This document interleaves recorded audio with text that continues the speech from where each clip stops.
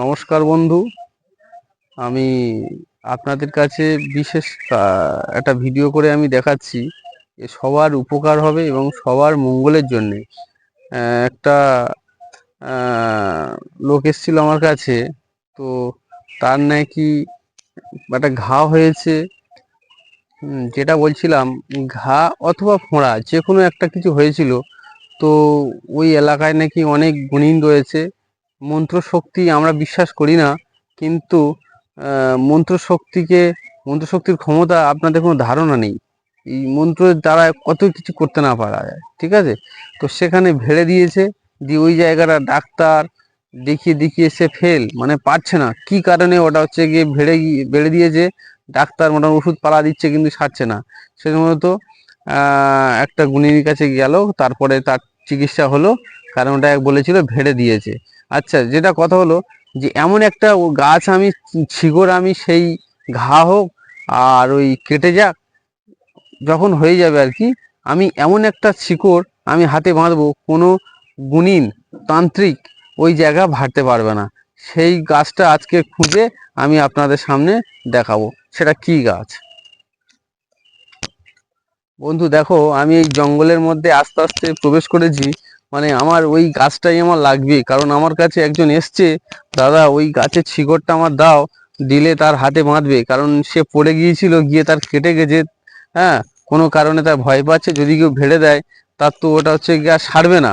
সেজন্য সেই গাছের শিকড়, আমি গাছটা খুঁজতে আমি এসছি আর কি। আমি দু তিনটে জঙ্গলে মধ্যে গিয়ে দেখবো কি আছে কিনা, আমি একটু খুঁজে খুঁজে দেখবো জিনিসটা আছে কিনা। আমাদের সব থাকে আর কি, দেখি যদি পাই তো দেখা যাবে।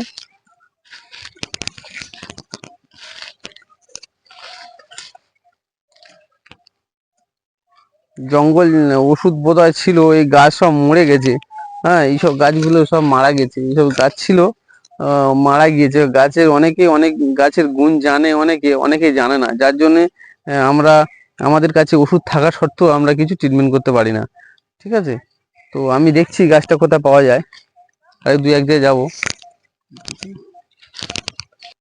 আবারও একটা জঙ্গলের কাজে এসেছি, দেখি গাছটা কোথায় পাওয়া যায়, কিন্তু গাছটা আমার লাগবেই, আজকে লাগবেই যে কোনো উপায়, ঠিক আছে?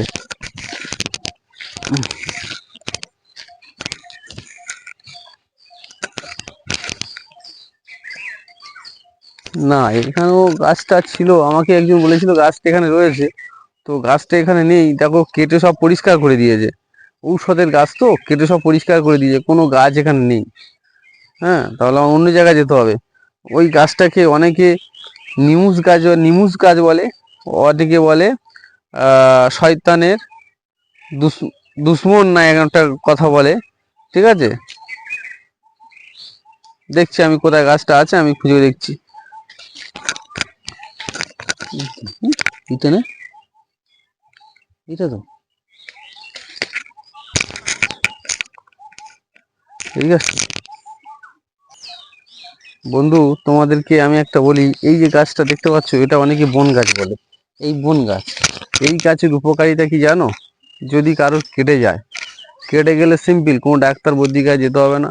সিম্পল কোটাচারি পাতা নেবে, সিম্পল কোটাচারি পাতা নিয়ে নেবে, এর সাথে একটু চুন দিয়ে দেবে, ভালো করে হাতের তেলে দিয়ে মিশ্রণ করে নেবে, ঠিক আছে? নিয়ে এই ক্ষতস্থানে প্রথমত ফোটার রসটা দিয়ে দেবে, দিয়ে এটা বসিয়ে নিয়ে একটা কাপড় দিয়ে বেঁধে দেবে। এক সপ্তাহ লাগবে না, তোমার যেখানে কাটা থাকবে দেখবে পুরো ক্লিয়ার হয়ে যাবে, পরিষ্কার হয়ে যাবে, ঠিক আছে? এটাও তোমার দেখিয়ে দিলাম। অনেকে বন গাছ বলে, বন গাছের উপকার এইটাই।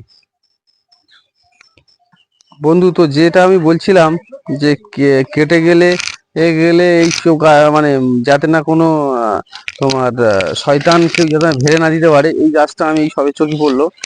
এই গাছটাই, এই গাছ,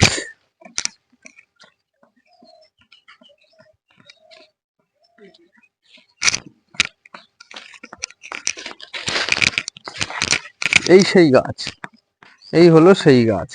এই গাছটা বহু খোঁজাখুঁজির পরে এই গাছটা আমি পেয়েছি। এই হলো সেই গাছ, ঠিক আছে?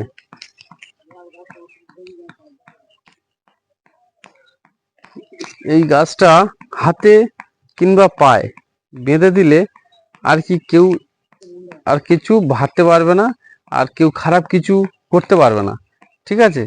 তার কেটে যাক আর ঘা ফেঁচড়া হোক, যাই হোক, ছেড়ে যাবে। এই গাছটা, একে বলা হয় নিমুজ গাছ। অনেকে ফেলে দেয়। এই গাছের পাতাটা অনেকটা গোল গোল টাইপের, জঙ্গলে বেশি হয়। অনেক জায়গায় গিয়েছিলাম, দেখেছো সব বিষ মেরে মেরে দিয়েছে, কেউ ঘাস মেরে, তারা জানে না গাছের মর্ম কি। ঠিক আছে, এর রূপ, ঠিক আছে।